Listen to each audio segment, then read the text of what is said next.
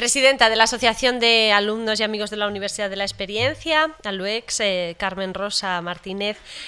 Saludo también al resto de la Junta Directiva, por supuesto a nuestro conferenciante de hoy, a Ricardo Insausti, y a todos ustedes, señoras, señores, muy buenas tardes, bienvenidos como siempre, una semana más, en esta ocasión ya la 16ª de las conferencias programadas por ALUEX dentro de su ciclo de conferencias La cultura no tiene edad. Antes de presentarles al conferenciante y también pues de darles una breve pincelada de lo que será la conferencia, sí que les quería comentar que a partir de mañana ya pueden apuntarse al viaje que la asociación hará a Alcaraz. El viaje será el próximo viernes 24 de febrero y a partir de mañana ya pueden apuntarse. Ya saben que pueden pasar por la sede de la asociación, que está en la Biblioteca Pública de San José de Calasanz los martes, también los jueves, y bueno, pues allí les darán toda la información que precisen. Pero bueno, es un viaje muy bonito, un viaje que como el resto resultará muy bien, así que les animamos a que se hagan socios, lo primero, los que no sean, y lo segundo, pues a que viajen también con ALUEX. Bien, y dicho esto, inauguramos este mes de febrero con la conferencia del doctor Ricardo Insausti, quien nos hablará hoy de conciencia y de cerebro. De conciencia y cerebro en la enfermedad. Esto viene siendo algo habitual en la enfermedad, en este caso neurológica. Es algo habitual, decía, al asistir a conferencias relacionadas con la salud, pero creo que también lo abordará el tema no solo desde la enfermedad neurológica, sino también desde la salud neurológica, que esto sí que creo que puede ser un aspecto muy interesante también de la conferencia. Bueno, Ricardo Insausti nació en Pamplona en 1954, es licenciado en Medicina por la Universidad de Navarra y doctorado en Medicina y en Cirugía también por la Universidad de Navarra. Es posgrado en las universidades de Rotterdam, Oxford, Ámsterdam, Tubinga, en Europa, y en América, en las universidades de California en San Diego, en la Universidad de California en Davis, institutos de investigación, Salk, La Joya, California, Maine, Sacramento y California. Ricardo Insausti es profesor de anatomía en el Departamento de Anatomía de la Universidad de Navarra, fue hasta 1998. Es catedrático de Anatomía y Embriología Humana en la Facultad de Medicina de la Universidad de Castilla-La Mancha desde 1998 hasta la actualidad. De su actividad académica e investigadora destacan 2 sexenios de investigación reconocidos con la dirección de 24 tesis doctorales, 24 proyectos competitivos otorgados y más de 130 trabajos y capítulos de libro en revistas y en libros internacionales. Bueno, ahí es nada. Su línea de trabajo. El doctor destacaba que como director del Laboratorio de Neuroanatomía Humana, que a su equipo lo que le interesa es conocer al máximo detalle la organización del sistema nervioso humano, desde el desarrollo pre- y postnatal hasta la vejez. Se concentran, nos decía, en las regiones del cerebro involucradas en las funciones superiores del ser humano y en particular en la memoria emocional. Tienen un programa de cooperación con la Universidad de Pensilvania para el análisis de la localización de la patología cerebral en la enfermedad de Alzheimer, que seguro surgirán alguna que otras preguntas sobre este tema, en pruebas diagnósticas precoces de la enfermedad. Así que yo creo que, bueno, un currículum bastante extenso, amplio, lo hemos cortado además, y yo creo que una conferencia que nos va a resultar de mucho interés. Solo una última cosa, les pido por favor que silenciemos los móviles, ¿vale? Los ponemos en silencio, los apagamos y así pues muchas veces es sin querer, yo lo sé que se nos olvida, pero así no nos molestamos los unos a los otros. Así que les dejo ya con el doctor Ricardo Insausti y espero que disfruten de la conferencia. Muchas gracias, doctor. Muchas gracias. Es verdaderamente un placer y un honor estar con esta audiencia. Pretendo que la charla no sea soporífera, porque vamos a tener que trabajar con conceptos que quizá no son de los más habituales, aunque cualquier persona que esté interesada en la ciencia del cerebro, en la neurociencia, como se llama ahora más recientemente, pues podrá estar al tanto de muchas de las cosas que voy a decir. Solo quería hacer una pequeña corrección a la presentadora con respecto a mis sexenios de investigación, porque qué más quisiera yo que tener 2 sexenios de investigación. Tengo 5 y voy por el 6º, o sea que estamos todos en un ambiente muy parecido en cuanto a la longevidad que nos afecta a todos nosotros. Simplemente quiero destacar lo que va a ser el objeto de la charla, titulada, como se ve, Conciencia y Cerebro. Esto parece un título un poco abstruso, porque realmente pasar del cerebro a la conciencia o de la conciencia al cerebro no es nada fácil, es decir, no es algo inmediato y se puede relacionar algo que también es mucho más común, que es la relación entre mente y cerebro. En realidad, todos estos fenómenos están interrelacionados y a veces no se explica con claridad cuál es el objetivo. De entrada, se puede señalar que lo que facilita esta relación de conciencia con el mundo que nos rodea depende del cerebro a un nivel orgánico. Y ahora me van a permitir una pequeña introducción a lo que es la anatomía del sistema nervioso, porque me parece que es imprescindible sentar las bases. El sistema nervioso va a constar de la médula espinal, cual tenemos en el conducto raquídeo, es decir, dentro de la columna vertebral, y luego se continúa con el encéfalo. El encéfalo tiene también varias partes, y entonces aquí lo que estamos viendo es en distintas proyecciones. Vemos el encéfalo desde la parte lateral, es como si lo estuviéramos viendo de lado. Tiene el encéfalo 2 hemisferios, como se ve perfectamente en esta visión dorsal y en esta visión ventral, y entonces la cara interhemisférica, es decir, la que queda entre los 2 hemisferios, no es visible. Entonces tenemos que seccionar el cerebro por la línea media para poder visualizar estas estructuras. Y hago un poco de hincapié en esta proyección porque luego vamos a ver que una de las características que trae la modernidad, pero una modernidad bastante reciente, es decir, aproximadamente de los últimos 25 años, es el registro de la actividad cerebral funcional. Por lo tanto, el sujeto puede estar realizando diferentes tareas y de esta manera su actividad cerebral queda registrada, y esto tanto en estados de salud como de enfermedad. Y esta es una de las visiones más comunes, porque muchas de las zonas que hay aquí en este cerebro, en esta imagen del cerebro, van a quedar, como después mostraré, van a quedar relacionadas con estas funciones. Con un poco más de detalle, la orientación general. Bueno, aquí tenemos la continuación de la médula espinal. La médula espinal terminaría ahí y esto se denomina tronco del encéfalo, es decir, el tallo del encéfalo, porque parece que sostiene al encéfalo. Entonces es el nombre clásico que le dieron los anatomistas. Y luego se continúa con el encéfalo propiamente dicho, más o menos a este nivel. Es una zona muy importante y que tiene que ver también con el aspecto orgánico de esa conciencia.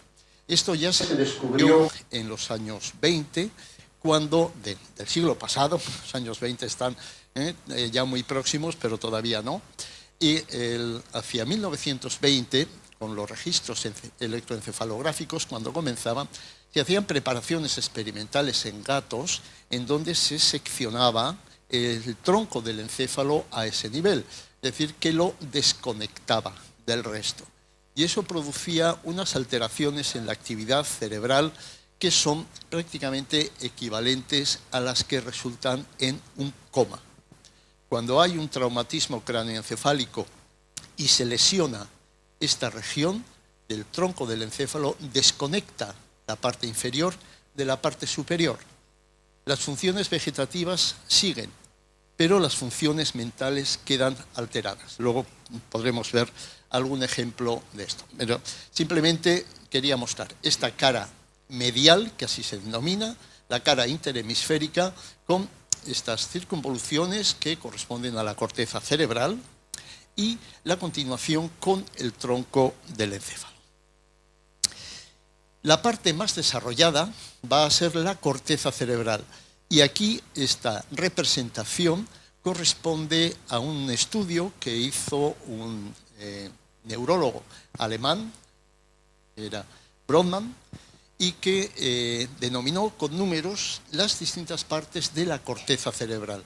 A esto hay que referirse porque, bueno, pues por ejemplo, en la zona del lenguaje va a estar aquí, la zona del control de la actividad cerebral funcional superior, la proyección, la ejecución, la planificación va a estar residiendo en esta parte anterior, que es el lóbulo frontal, en fin. Y esto se refiere con números. Muchas veces nos referimos directamente, por ejemplo, al área 4, el área motora.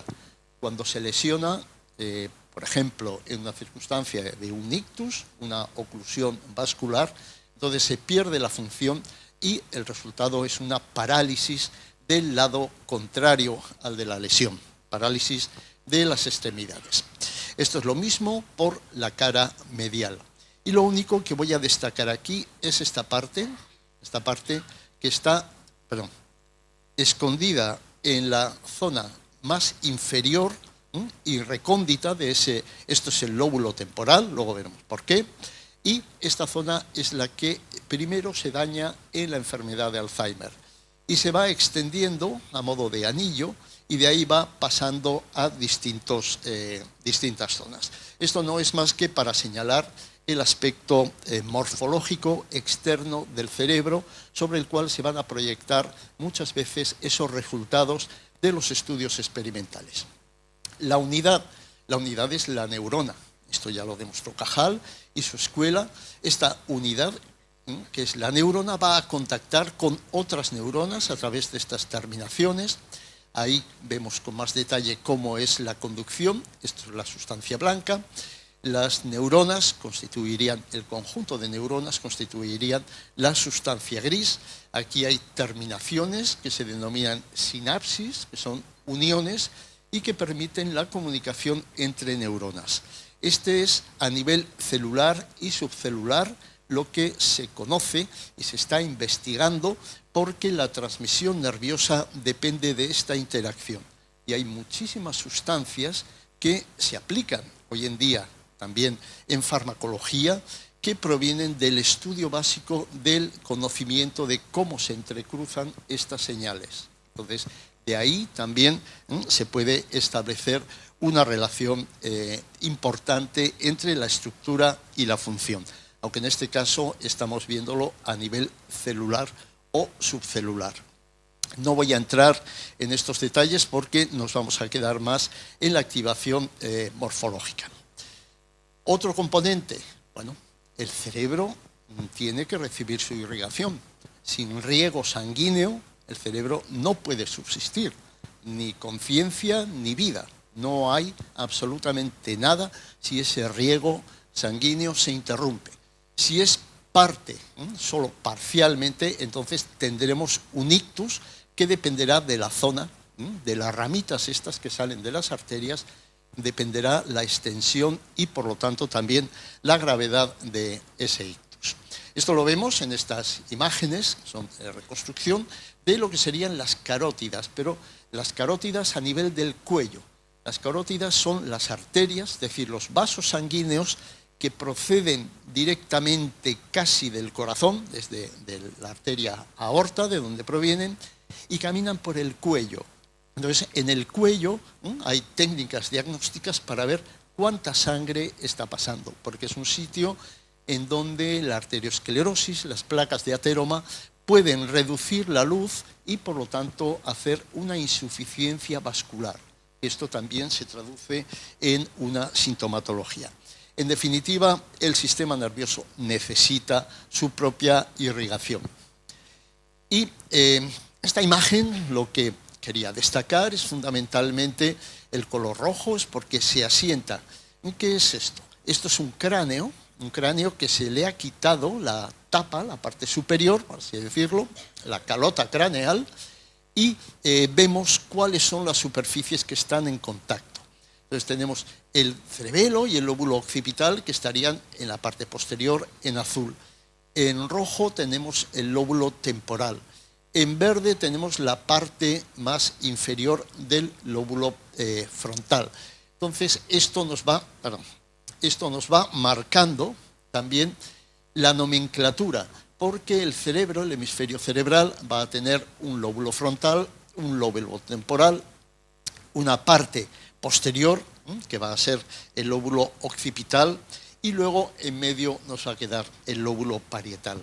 Voy a estar haciendo referencia a estos términos, por lo tanto, me parece interesante el aclararlos. Los vemos aquí mejor. El lóbulo frontal, el lóbulo parietal, el lóbulo temporal y en amarillo el lóbulo occipital. Si viéramos, y luego sin este detalle, pero tendré ocasión de presentar, un cerebro de uno de los simios, grandes simios, no por poner solo macacos, sino me refiero a orangután, gorila, etc., veríamos que esto no existe. Es como si se hubiera amputado este lóbulo frontal y terminan prácticamente en punta. Toda esta expansión es una de las características diferenciales más grandes que existen entre los primates, se denominan subhumanos, y los primates humanos. Al fin y al cabo, somos primates. Por la parte interhemisférica, fíjense en la extensión que cubre este lóbulo frontal, también el lóbulo parietal y lo mismo el lóbulo temporal. Es decir, que la corteza cerebral ha sufrido una expansión muchísimo mayor a lo largo de la evolución y este es un elemento importante para tratar de aproximarnos a entender por qué este cerebro en su conjunto puede dar lugar o está en la base de lo que sería la conciencia. Bien, tenemos definidas algunas de las áreas, porque no nos basta solo lo que es el lóbulo, en definitiva. Necesitamos señalar qué función tiene cada parte, y esto en gran medida es lo que hacemos los neuroanatómicos, y dentro de mi laboratorio en la Universidad de Castilla-La Mancha, en continuación, lo que ya comencé en la Universidad de Navarra. Entonces, por ejemplo, esta zona es importantísima. Importantísima porque es el área del lenguaje. Ahí se articula el lenguaje. Cuando existe una lesión de una arteria que viene de esa carótida y que sube por aquí irrigando esta zona de corteza, que es una forma de ictus muy común, se pierde el habla. Hay una incapacidad para comunicarse, aunque se pueda entender. Esta zona de amarillo es muy interesante porque es la que domina el control voluntario de los ojos. Y ese control voluntario de los movimientos oculares es un índice y un exponente de lo que es la atención. Y la atención no puede mantenerse sin un estado de vigilia.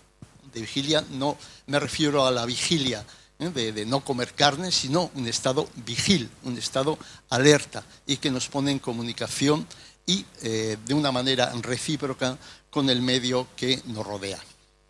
Bien, pues esta es una zona de los movimientos oculares. Es más conocida la zona motora, luego tendríamos por detrás la zona sensitiva, etc. En la parte posterior, no está señalada aquí, pero la visión, la parte de la corteza visual primaria. Y de ahí van a pasar una serie de conexiones en cascada que van hacia otras zonas del cerebro. Todo ello hace que sea una estructura muy compleja, con una gran cantidad de neuronas y que tiene conexiones con otros centros. No solo los que están en la corteza, sino también los que están lo que se denominan centros subcorticales. Y esto es un pequeño esquema de cómo funciona todo esto. Pues tenemos la corteza cerebral, el nivel máximo. Tenemos aquí, se denominan los ganglios basales. Los ganglios basales están coordinando el movimiento, no tienen una activación consciente, como puede tener en la zona motora propiamente, pero sin esos ganglios basales, sin esa función de los ganglios basales, lo que tenemos es una enfermedad de Parkinson. Es decir, regula el tono motor, regula la actividad, aunque propiamente en la enfermedad de Parkinson depende de la degeneración de unas neuronas que están a ese nivel, que se denomina la sustancia negra. La pérdida de esas neuronas deja sin una sustancia, que es la dopamina, en los ganglios basales, y entonces ocurren una serie de alteraciones motoras que se conoce como alteraciones extrapiramidales, sin más. Esto por una parte. Por otra parte, tenemos aquí un centro neurálgico, que es el tálamo.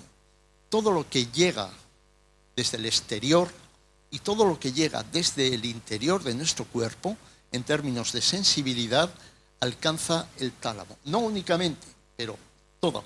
La vista, el oído, el gusto, el tacto, menos el olfato, que eso lo hace más indirectamente. Todo ello pasa por el tálamo y esto se relaciona con la corteza cerebral. Por lo tanto, es un verdadero punto neurálgico, está en el centro del cerebro y tiene una labor muy importante que se está estudiando, pero que en este caso solo puedo señalarla únicamente sin meternos en más detalle. Y esto es lo que podríamos poner como un ejemplo de funcionamiento. Tenemos la información visual, auditiva, sensitiva, etcétera. Todo esto va a la corteza sensitiva, esto pasa a la corteza motora, pero al mismo tiempo esta zona, que es de la sensibilidad a la reacción motora, es decir, la respuesta motora que damos a diferentes estímulos, tiene también otro punto de conexión, que es el de la sensibilidad visceral, y encaja aquí también la entrada olfatoria, y luego, después de pasar por estos centros, va a salir como una actividad visceromotora. Entonces, así podemos entender que incluso alteraciones que corresponden a nuestra situación, a nuestro ambiente, alteraciones de estrés, puedan manifestarse como una úlcera gástrica. ¿Por qué? Porque aquí hay toda una serie, entre ellos el elemento endocrino, el sistema endocrino, y todo ello está facilitando y permitiendo, aumentando la actividad de un sistema, de una parte de ese sistema vegetativo, que conduce a la mayor secreción de ácido, y esto es lo que puede producir una úlcera de estrés por circunstancias. Pero también son muy comunes las úlceras en los grandes quemados, cuando hay una reacción que cubre una gran parte del cuerpo, una reacción que corresponde a esas quemaduras, también es un estímulo absolutamente lesivo para todo el sistema y nos puede dar lugar a estas úlceras. Por lo tanto, esto es un esquema de lo que sería la relación con el ambiente externo y la relación con el ambiente interno, en ese sentido. Y esto es lo que nos ha hecho en la evolución ir caminando más erguidos, pero también un hecho que se da solo en los primates, que nuestra vista está dirigida al frente. Los ojos están en el frente de la cara. El resto de los mamíferos los van a tener a un lado. Esto significa que el campo visual se entrecruza y, por lo tanto, en el centro vamos a tener esa visión binocular, que es mucho más pequeña en el resto de los animales.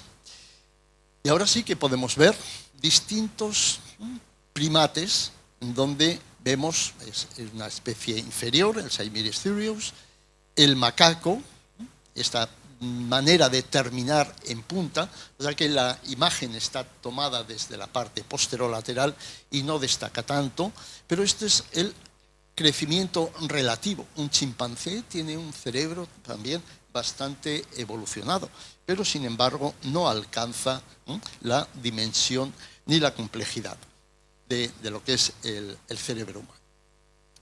Aquí tenemos lo que sería la expansión de la corteza a lo largo de la evolución. Este es un erizo. Este es el cerebro de un erizo y su corteza cerebral. En cambio, la parte olfatoria es tremenda.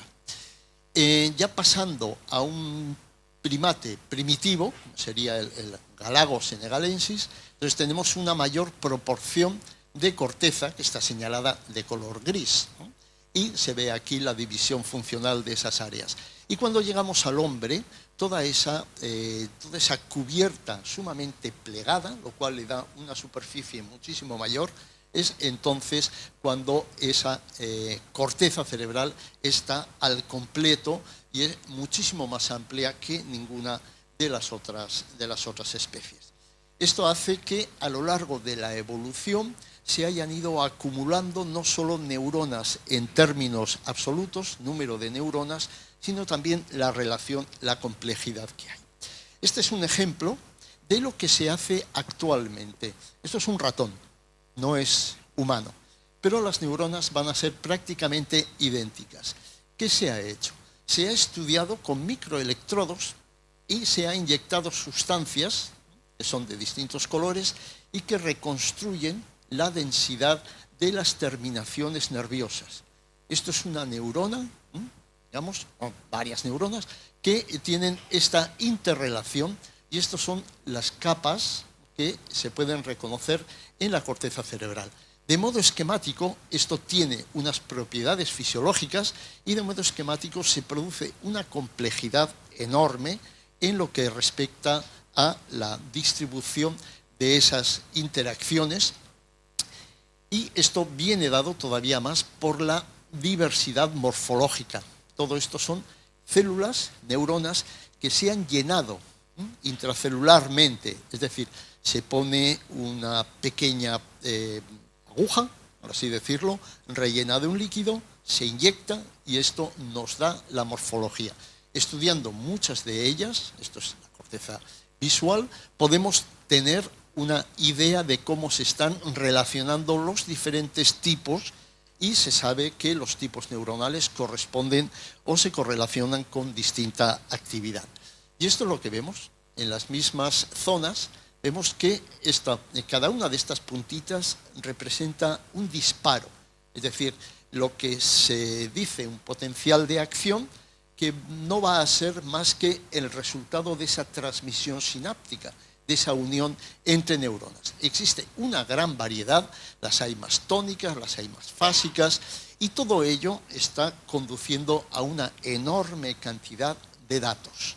Y esto lo podemos hacer desde un circuito muy pequeño, en donde simplemente tendríamos aquí la representación de 3 neuronas, aumentamos una más y tenemos, en vez de 3, vamos a tener 4 flechas. Si ponemos una inervación recíproca, las vamos a aumentar a 6. Si vamos pasando a 6 neuronas y progresivamente nos va dando mayor complejidad. Esto es el nivel orgánico que se está mirando ahora y de la estructura parecida a la que había anteriormente. Este es el método de Golgi, el que estudió Cajal y con el que describió muchas de esos tipos de células que he mostrado anteriormente. Esto forma una red neuronal cuya interacción se pone en forma de matrices y esto da unos módulos jerárquicos en donde está establecido la dirección con unas reglas de estos nodos. Esto se denomina topología y es uno de los aspectos, esta topología neuronal es uno de los aspectos más modernos de la investigación en neurociencia. Y entonces vamos diluyendo la frontera entre lo que es neurociencia, el estudio del sistema nervioso, con los métodos de análisis. Entonces encontramos topología, encontramos física, encontramos matemáticas y sobre todo encontramos estadística, que es lo que da ese nivel de significación. Esa significación estadística está debajo de todos los experimentos y eso es un punto débil desde el punto de vista, que muchos científicos dirán que es el punto más fuerte, es el punto débil porque a veces esa significación estadística te la dan los datos, pero si esos datos no están bien recogidos puede conducir a conclusiones que están falsas. Y entonces podemos tener esquemas de relaciones de redes neuronales que pueden ser enormemente complejas. Yendo hacia una especialización, o yendo hacia una integración. Y esto se ha hecho el mapa en cerebros de gato, en donde se ve de la parte lateral o la parte medial de su corteza cerebral cómo está agrupada según sea un sistema de segregación, de especialización, ¿no? O bien sea un sistema de integración, de integración.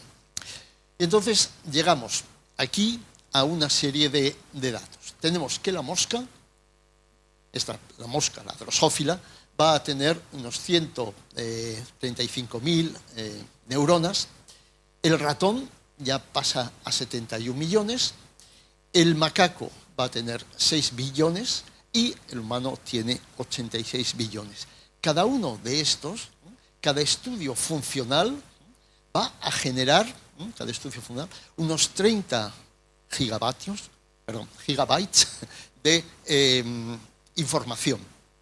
Por lo tanto, en cualquiera de estos estudios necesita sistemas de almacenamiento masivos. Imagínense lo que he puesto anteriormente en cuanto al tipo de neuronas, su diversidad funcional y su diversidad de interrelación para hacernos un cálculo de la inmensidad de neuronas que tenemos y la infinita posibilidad que tenemos de hacer diferentes combinaciones. Para mucha gente esto es lo que emerge, de esa actividad emerge la conciencia. Vamos a ver si esto es así, porque pasamos al siguiente nivel. Y esto no es más que un dibujo muy bonito que se ve realmente. Esto es la tractografía, ¿no? O difusión, en donde cada uno de estos colores es meter a la máquina un umbral que te selecciona. Por aquí déjame pasar la señal y la pongo verde.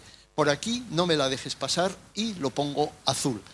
Y esto lo que está diciendo es cómo conectan en el cerebro humano, cómo conectan en base a esa estadística o basado en esa estadística relaciones que muchas veces se pueden confirmar incluso macroscópicamente, como hacían en el siglo XIX los grandes neurólogos como de Gerin, que está ahora siendo consultado después de haber sido olvidado durante muchos años, porque sin ellos, sin estos neuroanatómicos clásicos, neurólogos clínicos también, no se puede entender todos estos colorines. Entonces pasamos al nivel funcional. Abandonamos el nivel orgánico y pasamos a este nivel funcional, en donde vamos a tener, bueno, pues una primera división, en donde vemos la corteza cerebral, igual que antes, pero vamos a ver una serie de fenómenos que nos indican la orientación, la atención selectiva, donde va a estar estos puntos, en donde la función ejecutiva, el control de esa función ejecutiva va a estar fundamentalmente en la corteza frontal, y la atención mantenida. Todo ello se va a encontrar en distintos puntos distribuido por la corteza cerebral. Es un sistema distribuido. Antes se pensaba que cada zona del cerebro tenía su propia función y si se lesionaba, como he mencionado anteriormente, en el área del lenguaje se perdía esa función. Lo cierto es que esa capacidad de integración hace que las funciones del cerebro estén distribuidas, porque no únicamente vamos a encontrar la atención o la monitorización de las funciones ejecutivas en el lóbulo frontal, sino que los podemos encontrar también en otros sitios, como es la corteza ventrolateral. Y vemos en la cara medial la importancia que tiene esta cara interhemisférica que mencionaba antes. Entonces aquí hay una serie de bucles, una serie de circuitos, de redes neuronales, otra vez, pero a nivel ya macroscópico, que están ligando distintos elementos. Entonces, vamos a verlo en acción. Ya pasamos a lo que se puede consultar directamente en las revistas especializadas. No es una figuración, no es un reportaje, sino que son los datos que han pasado controles, han pasado una revisión por pares y que por lo tanto tienen una garantía de haber sido hechos con toda la seriedad y con todo el fundamento.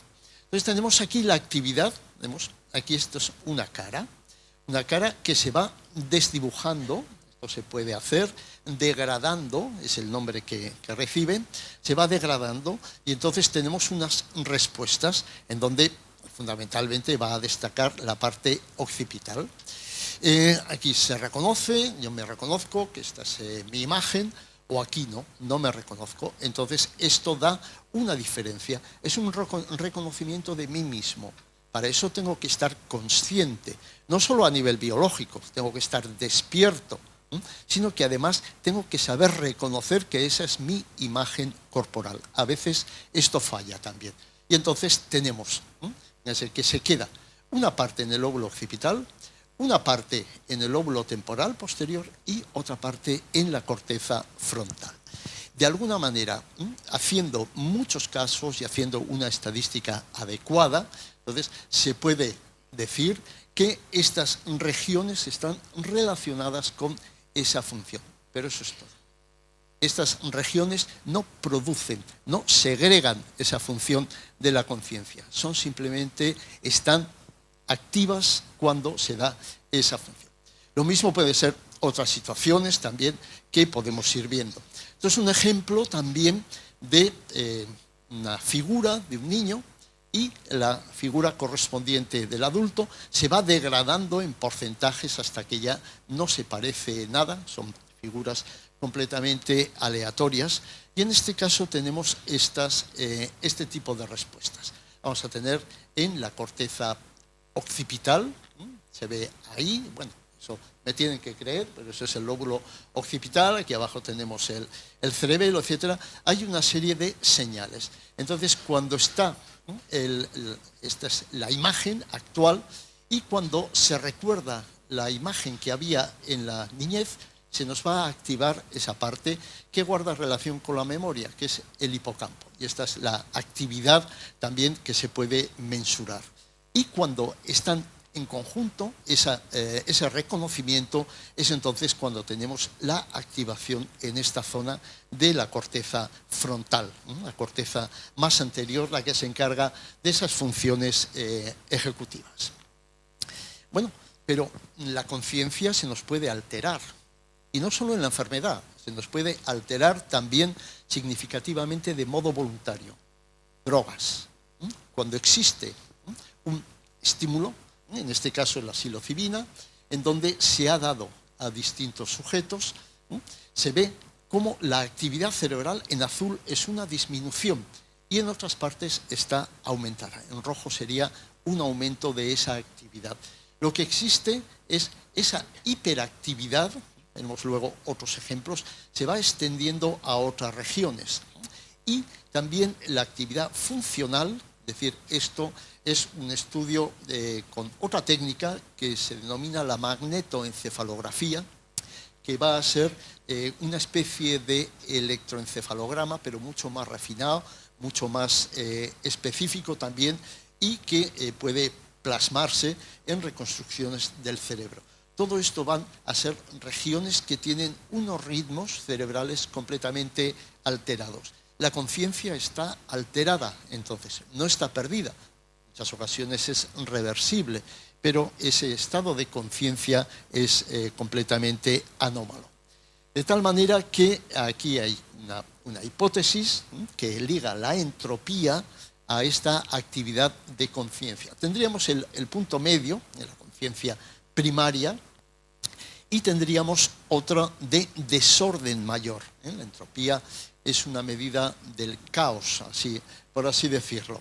Entonces, aquí tendríamos en una entropía alta, tendríamos el estado psicodélico, es decir, un estado de intoxicación cerebral que hace que mal funcionen las neuronas a nivel individual, pero al mismo tiempo altera todas esas redes neuronales. La conciencia del niño, es decir, ahí tenemos un estado hipermetabólico. Los niños, los recién nacidos, prácticamente se pasan las 24 horas durmiendo. Entonces, es otro estado, sobre todo el de ensoñación, lo que se dice la fase REM, es un estado también de actividad muy aumentado. Y así podemos pasar sobre una serie de circunstancias también patológicas. Psicosis, deprivación sensorial, experiencia de casi muerte, por así decirlo, pensamientos mágicos, pensamientos en donde existe una creencia en elementos sobrenaturales, con poderes sobrenaturales también. Ese tipo de pensamientos también está dentro de esta zona de entropía aumentada. En la epilepsia del lóbulo temporal hay un estado como de ensoñación, un estado que no es sueño propiamente dicho, sino que está motivado por descargas anormales en la zona del hipocampo. Entonces nos altera el estado de conciencia. En una epilepsia se pierde la conciencia porque hay una actividad que afecta también el tálamo al que me he referido anteriormente. En cambio tenemos lo contrario. Como exponente, no voy a leer todos, no lo pueden tener ahí, el coma.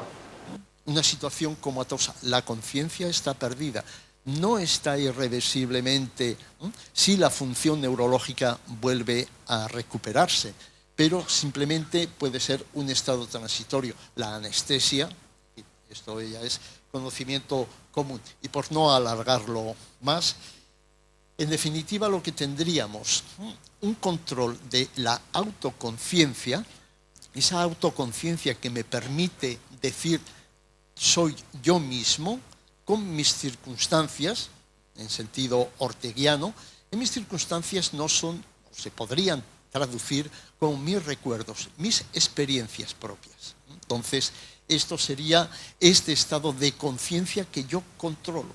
Yo sé que soy yo mismo y lo puedo demostrar de distintas maneras. Luego está el componente que se denomina paralímbico. Esto es una palabra, el sistema límbico. Luego me voy a referir a él porque es uno de los elementos importantes precisamente en ese procesamiento de la memoria consciente, de la memoria declarativa. Y se ve aquí la sustancia, las adicciones a distintas sustancias, distintas drogas que llevan una dirección opuesta.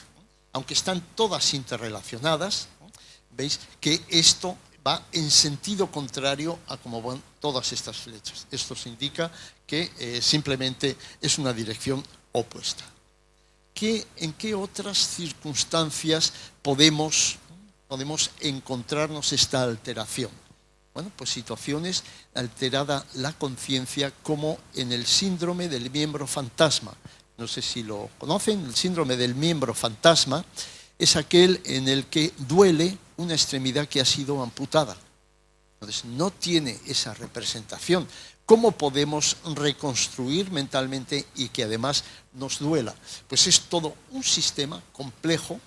Este sistema límbico está implicado y fundamentalmente esta zona que se denomina amígdala, que es la que controla nuestras emociones y también ese componente de sufrimiento que se da en el dolor. No es el dolor primario que yo localizo, me pincho un dedo y sé exactamente en qué punto de mi cuerpo ha existido esa lesión, sino ese dolorimiento que persiste a lo largo del tiempo y que tarda también un espacio de tiempo en desaparecer.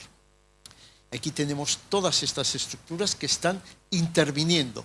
La corteza somatosensorial, la corteza auditiva, todo el sistema, la red de percepción, etcétera, todo ello está integrándose en un estado de conciencia anómalo y que corresponde a una falsedad, pero que el cerebro lo percibe como real. Entonces, para ver de qué manera puede complicarse todo ello. Aquí tenemos en esta representación lo que sería la conciencia normal. Y tenemos el despertar y la autoconciencia, que aquí en los términos ingleses lo diferencian perfectamente. En castellano no es tan fácil el hacer esta distinción. Estado normal. En el coma, ni conciencia ni activación, no tenemos. Está completamente decaído.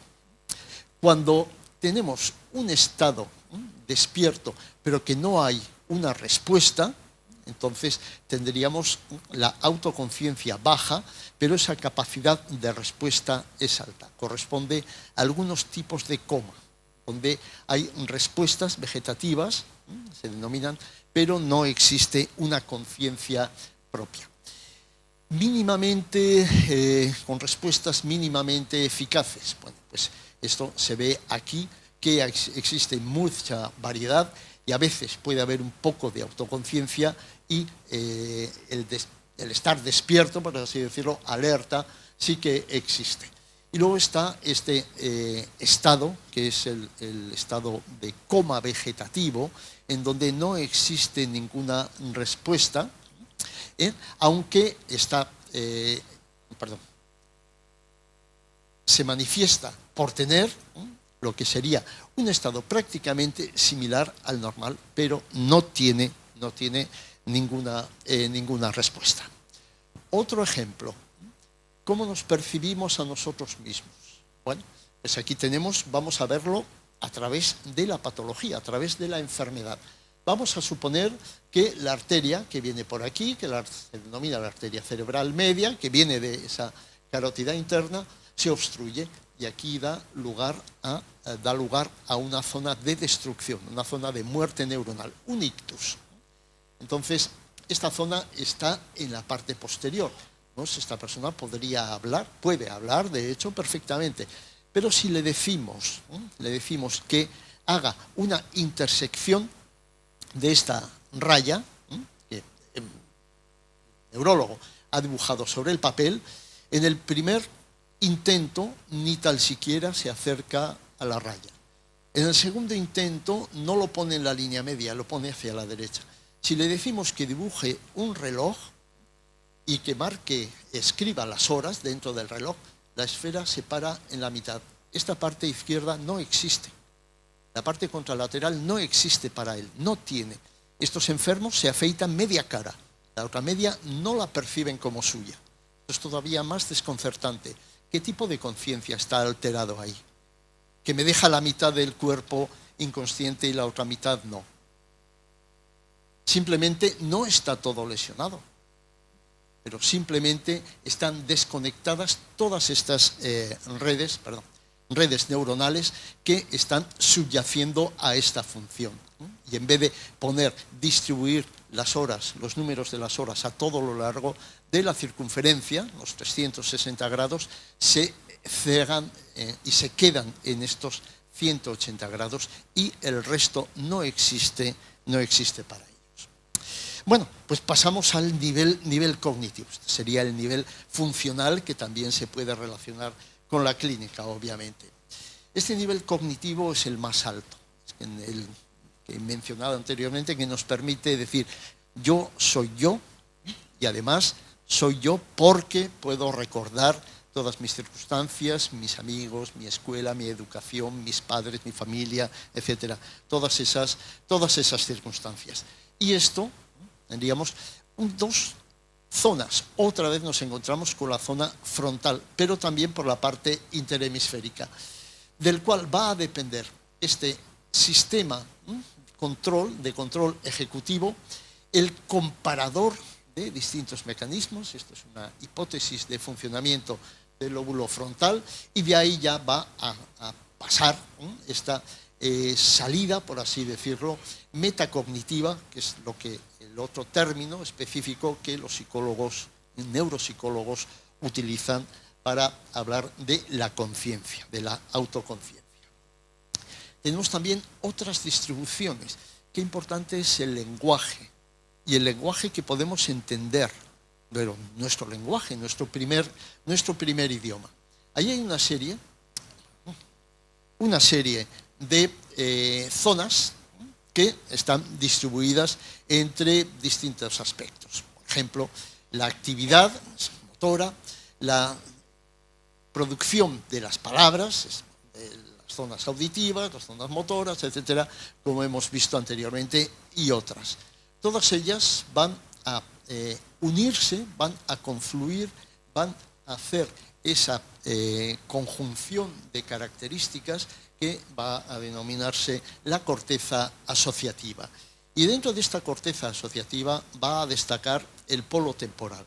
Entonces el polo temporal es un sitio, el polo de ese lóbulo temporal, la parte más anterior de ese lóbulo temporal, es un sitio, otro nodo importantísimo en toda la función cerebral. Y de hecho en esta región se va a dar alteraciones, no es una enfermedad tan común, pero la enfermedad de PIC es una demencia frontotemporal. En esta enfermedad hay una degeneración específica y selectiva de toda esta región cortical. Y entonces las palabras no tienen sentido. A veces se denomina también, o son variantes, la demencia semántica. Entonces, sencillamente, la palabra clavo o la palabra martillo no tiene sentido. Pero a veces una palabra es tan específico como una especie zoológica, perro. No tiene ningún sentido. No le llega, no sabe cómo interpretar eso. Entonces, son alteraciones que del aspecto semántico del lenguaje, de la significación del lenguaje, que con estas lesiones también se altera. Y, por último, que no he mencionado, aquí lo que se denomina teoría de la empatía. En inglés es prácticamente intraducible, theory of mind, que no es algo que sea fácilmente trasladable al idioma castellano. Literalmente teoría de la mente no tiene ningún sentido. Al fin y al cabo lo que hace es que uno se pone en el lugar del otro. Entonces aquí está también relacionado. Y esto es lo que se ve en algunos de estos estudios en la enfermedad, en donde lo azul va a ser zonas que pueden predecir que hay unas funciones sobreestimadas en todas las competencias. Y esta es una de las características funcionales que tienen estas alteraciones de los estados de conciencia.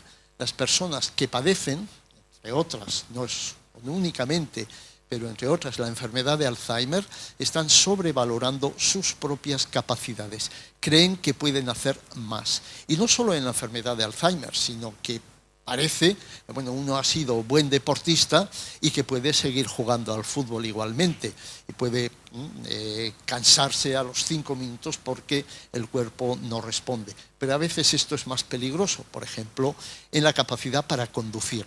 Cuando alguien conduce un vehículo y cree que lo puede conducir bien y de hecho no lo hace, porque él no lo percibe. Su conciencia está alterada, conciencia de sí mismo.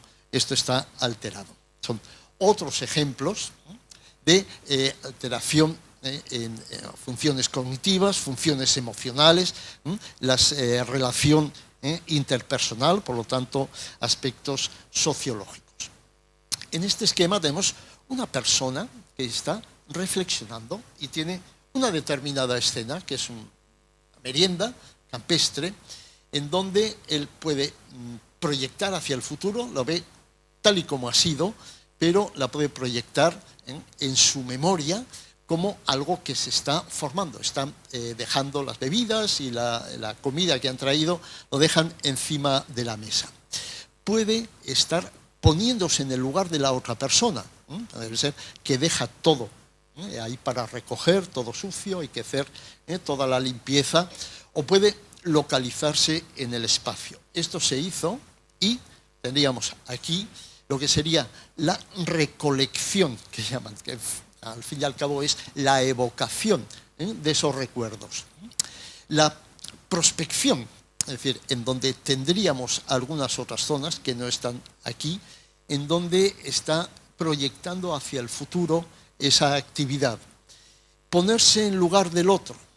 Tenemos aquí también estas zonas que son las que están, digamos, iluminadas en rojo y amarillo, donde representan la máxima actividad cerebral funcional.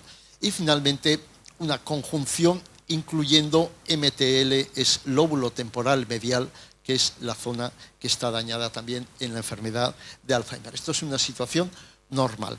De tal modo que podemos decir, ¿dónde está conciencia? La parte parietal, también por la línea media, es decir, por la cara interhemisférica, en el lóbulo frontal, la memoria va a estar unida en esa zona más anterior, incluyendo también este polo temporal que he mencionado anteriormente. Y ya refiriéndonos a la memoria, que es unos puntos en la base anatómica de la memoria, es lo que llevamos dedicándonos bastantes años, tendríamos a explicar un poquito dos tipos de memoria. La memoria explícita o declarativa. Yo me reconozco a mí mismo porque le he pasado a la periodista esa nota con mi biografía y la puedo seguir perfectamente y sé lo que contiene. Y puedo decirlo también en cuanto a sucesos. Me doctoré en la Universidad de Navarra en tal año y estuve en este y en otro sitio. Los hechos, es decir, bueno, una tesis doctoral consiste en lo que sea, ¿no? Y en cambio, la memoria no declarativa sería una memoria más de tipo motor, así en general. Tiene otros aspectos, pero por ejemplo andar en bici. La diferencia, lo rojo va a depender de esta estructura que es el hipocampo. Y es lo que nos da esa capacidad de evocar, primero, de codificar esa actividad neuronal para convertirla en recuerdo. Los recuerdos se quedan en la corteza cerebral, repartidos, distribuidos, todavía no se sabe qué mecanismos conducen a que un recuerdo específico pueda evocarse, porque lo cierto es que no hay ningún centro de la conciencia en el cerebro humano, como tampoco hay ningún centro de la memoria. No existe un almacén de recuerdos, está todo difusamente repartido. Bien, aquí tenemos las regiones que nos interesan desde este punto de vista, que engloba, esto sería esta visión de la cara interhemisférica, la línea media, y recoge esta parte medial también del lóbulo temporal, juntamente con algunas otras zonas, como por ejemplo el polo temporal al que me he referido anteriormente. Este es el aspecto microscópico que tiene el hipocampo, es una estructura muy característica y que se encuentra muy conservada en todas las especies, aunque el desarrollo en el ser humano es muchísimo mayor. El hipocampo humano es mucho mayor que lo que le correspondería a un animal de su mismo peso.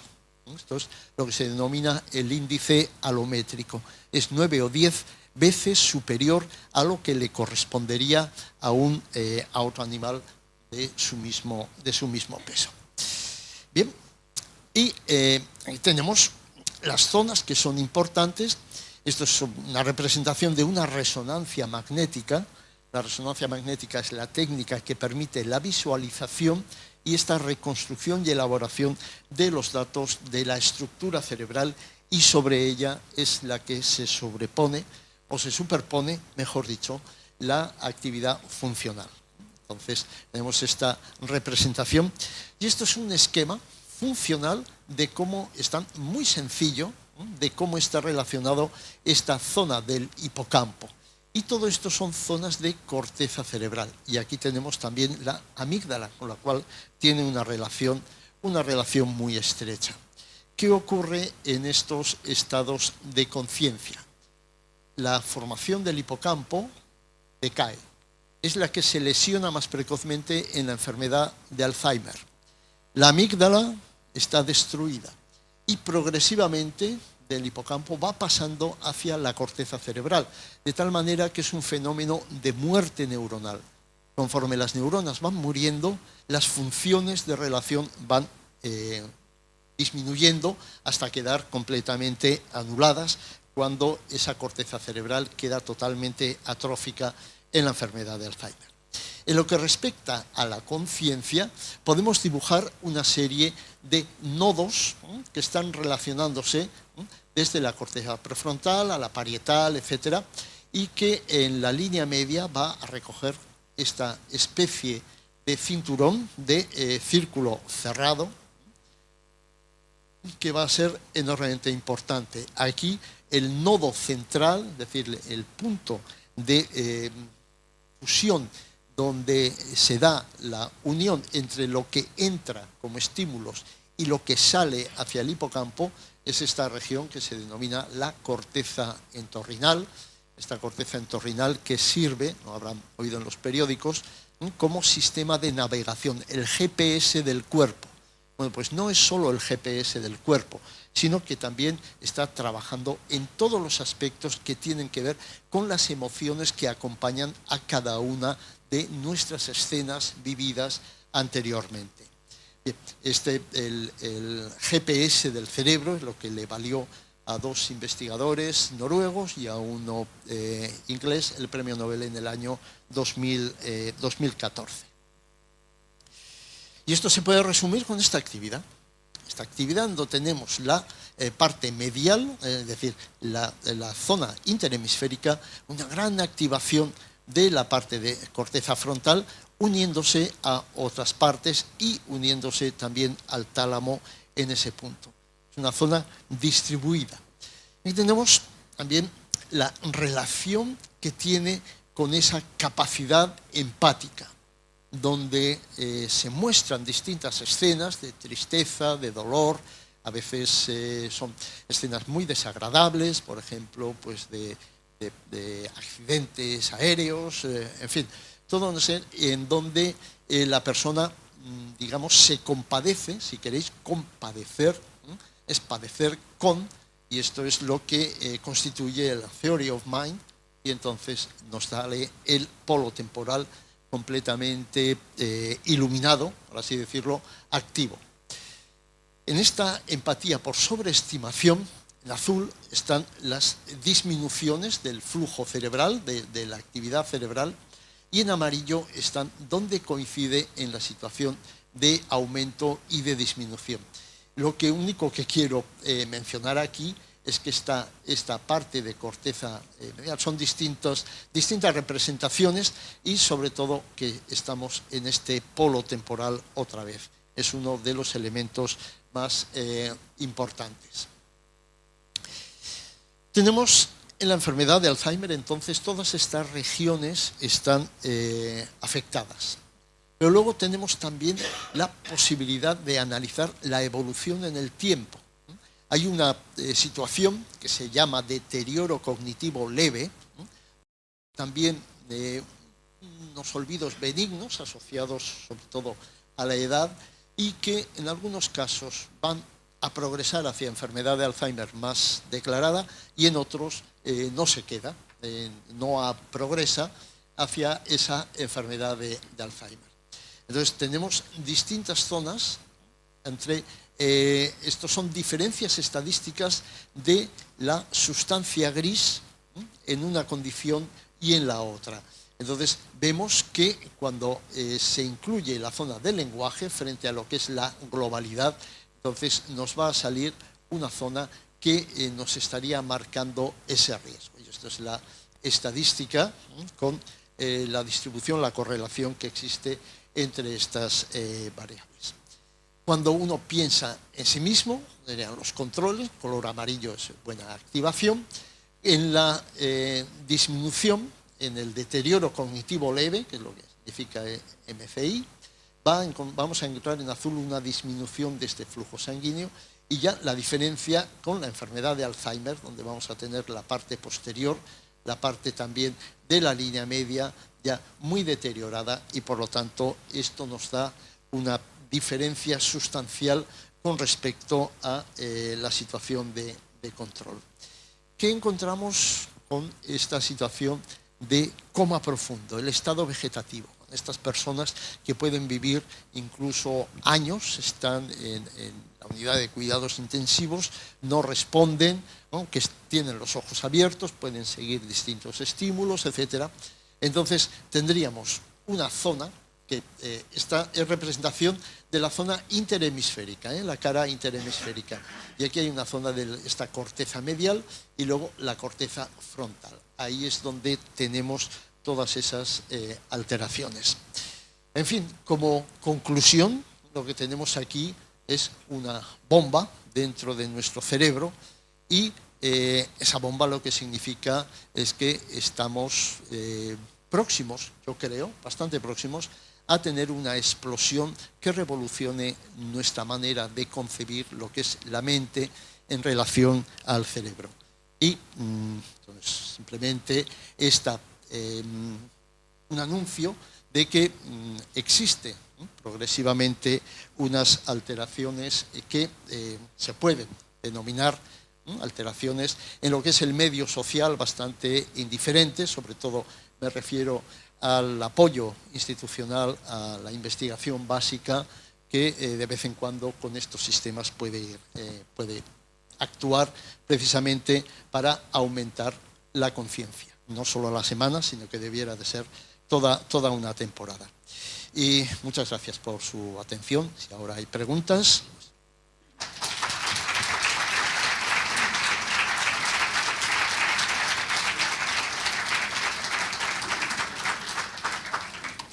Muchísimas gracias, doctor. La verdad que ha sido una conferencia muy interesante. Gracias. Bueno, ya saben, si tienen alguna pregunta, pueden levantar la mano y yo me dirijo hacia el lugar.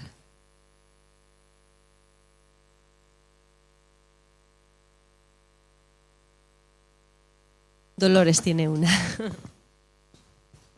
Sí, quería saber qué porcentaje del cerebro quedaría por descubrir o qué porcentaje realmente se conoce. Eso depende del sentido que se le aplique.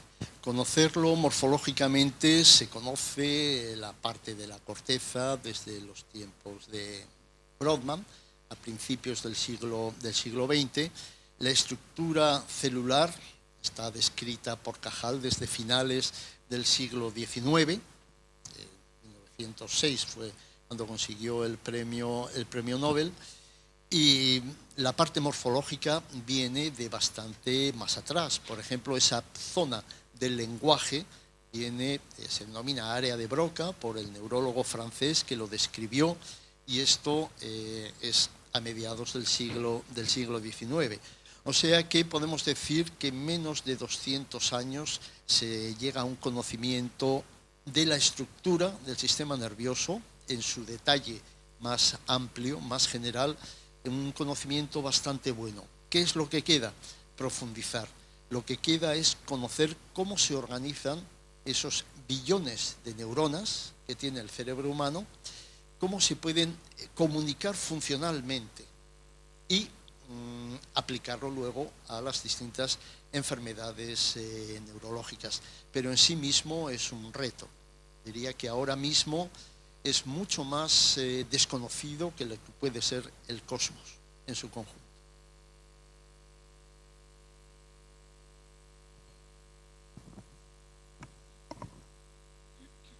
Mire, quisiera preguntarle por los síntomas que ya te alarman un poco, como por ejemplo la memoria la vas perdiendo con la edad, ¿no? Y claro, te preocupas, pero todo el mundo te dice lo mismo. Pero luego, para pasar, ¿cuáles son los primeros síntomas para estar en alerta contra la enfermedad de Alzheimer, o qué pruebas hay que hacer primero?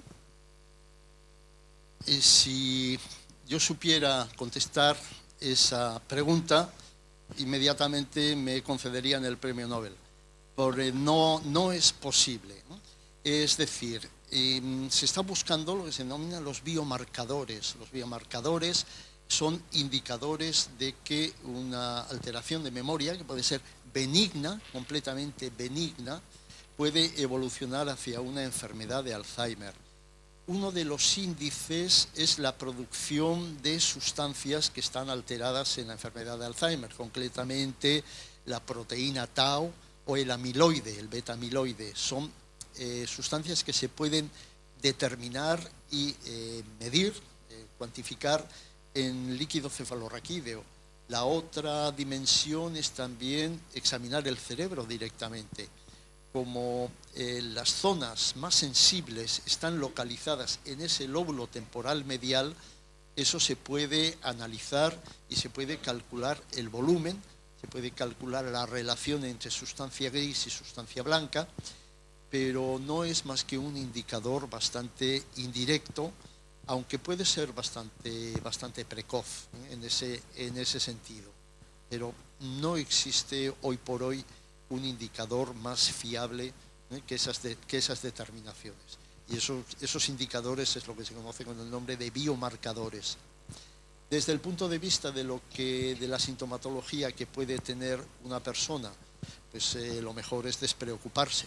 Hay un olvido benigno asociado a la edad, donde he puesto, sí, pero que además eso no está estrictamente asociado a la edad, depende también del estrés, depende de la carga emocional, depende de otras circunstancias que nos están distrayendo, porque de alguna manera la atención, la conciencia tiene que enfocarse para poder recuperar donde he podido dejar lo que sea, un objeto que luego no encontramos.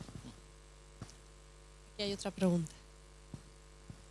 En el tratamiento de las enfermedades mentales, ¿los medicamentos actúan sobre toda la corteza o se dirigen hacia lugares específicos?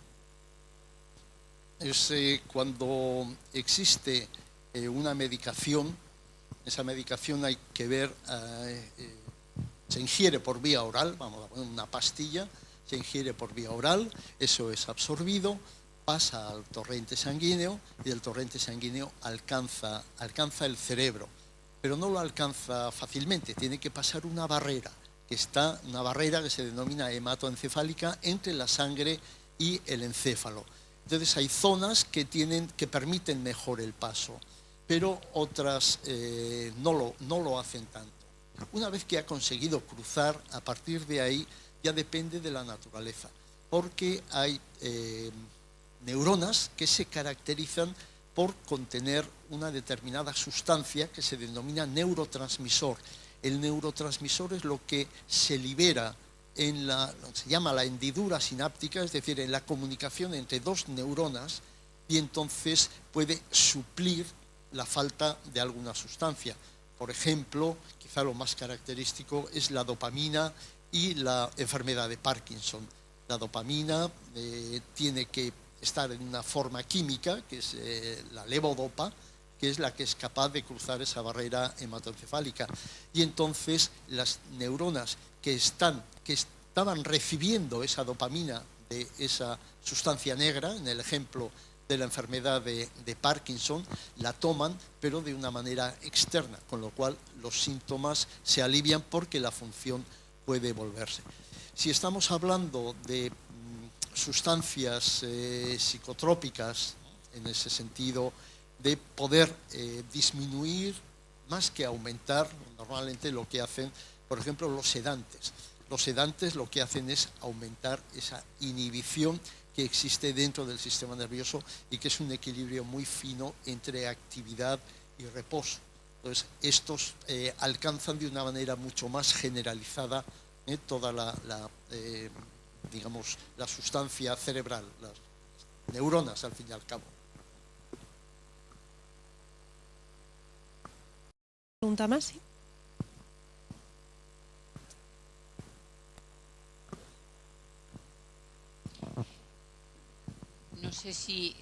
No sé si le hago una pregunta un tanto vulgar, pero yo quería preguntarle, ¿la depresión está de alguna manera localizada?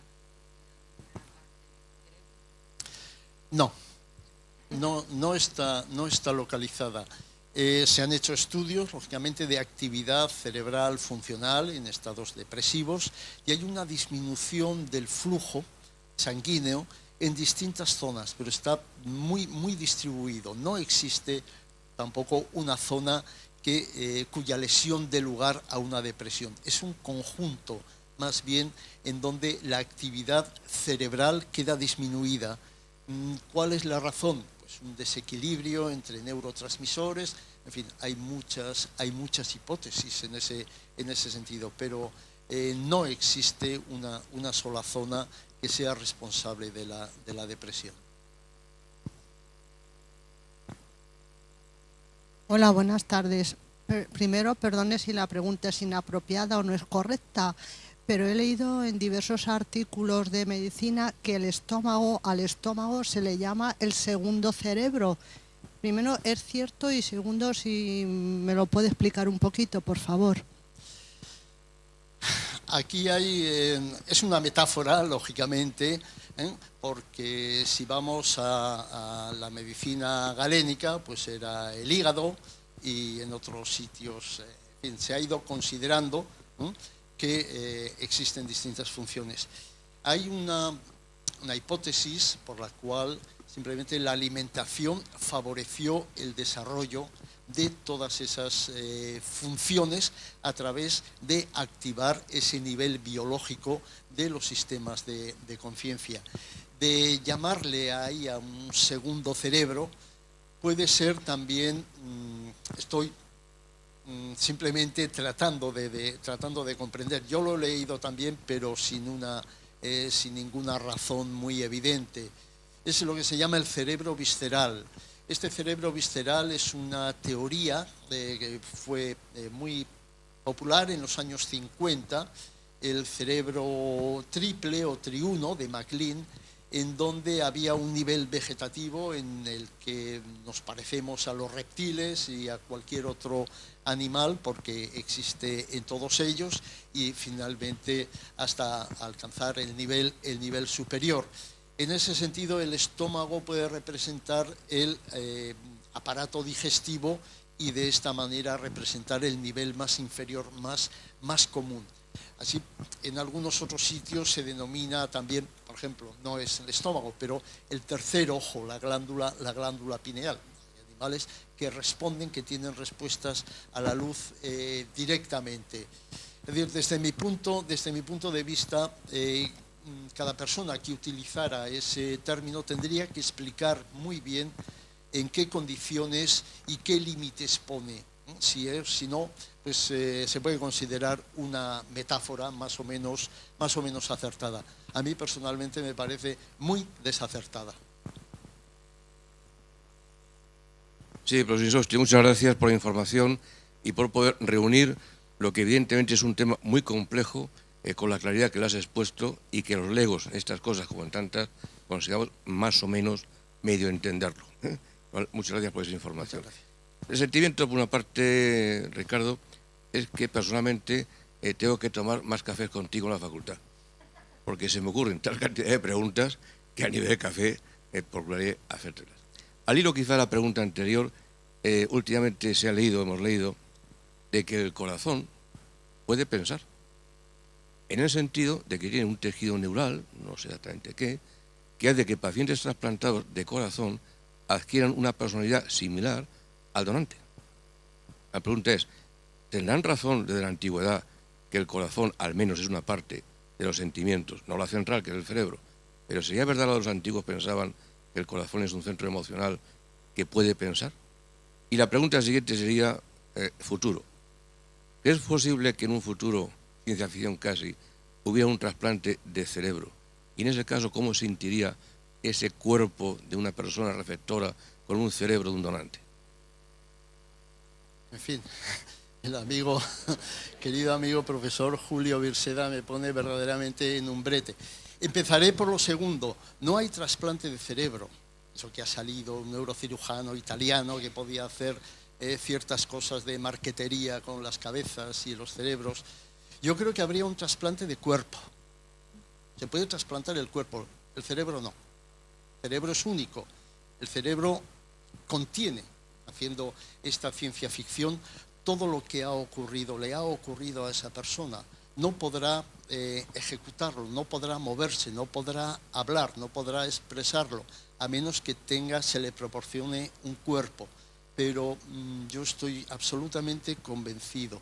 No hay trasplante de cerebro, hay trasplante de cuerpo, que le permitiría a ese cerebro, y suponemos que está una persona detrás de ese cerebro, con toda la dimensión de persona, que estaría utilizándolo como medio externo.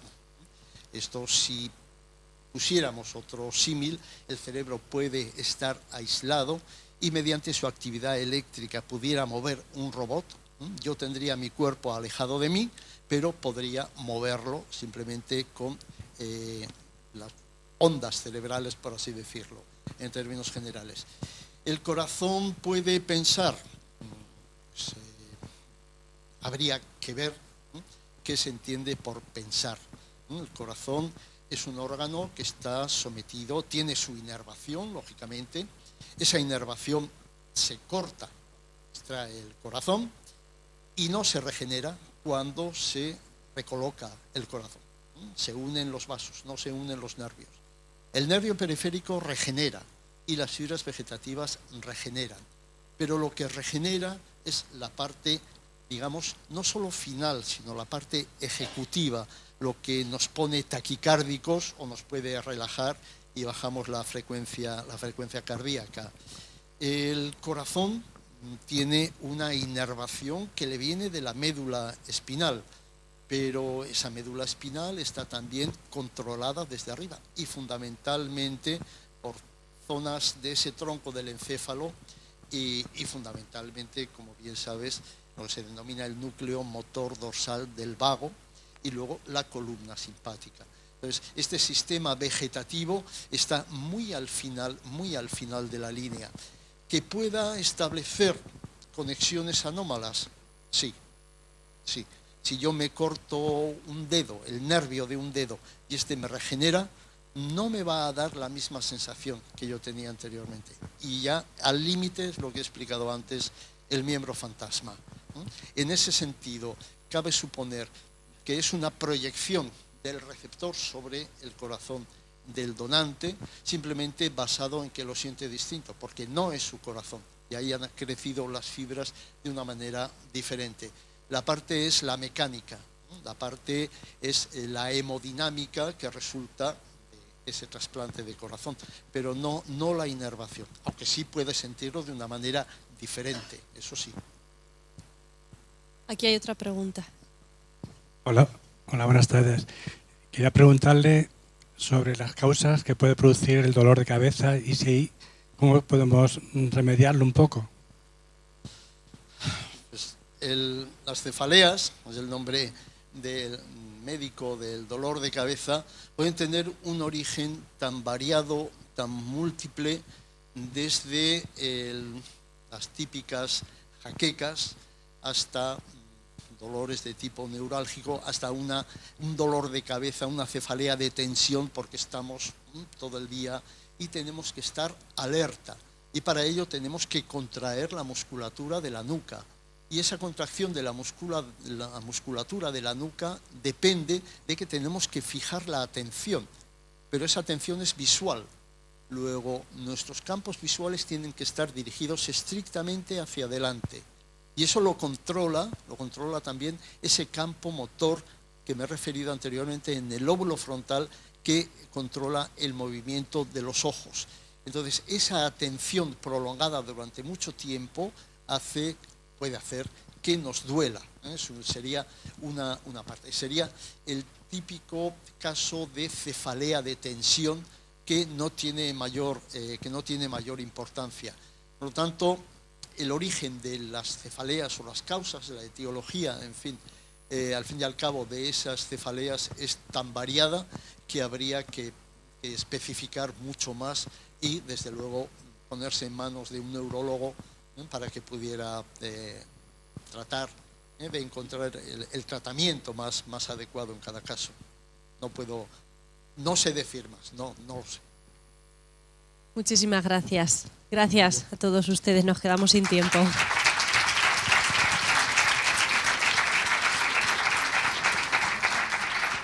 Antes de que se marchen, les recuerdo que la próxima conferencia es el lunes 13 de febrero, 6:30 de la tarde. Aquí, como siempre, la conferenciante será Juana Parra Puebla, con la conferencia Los mayores a la luz de la antropología. Así que el próximo lunes, 13 de febrero, 6:30 de la tarde, le esperamos aquí. Y ahora, como siempre, pedimos a nuestra presidenta que...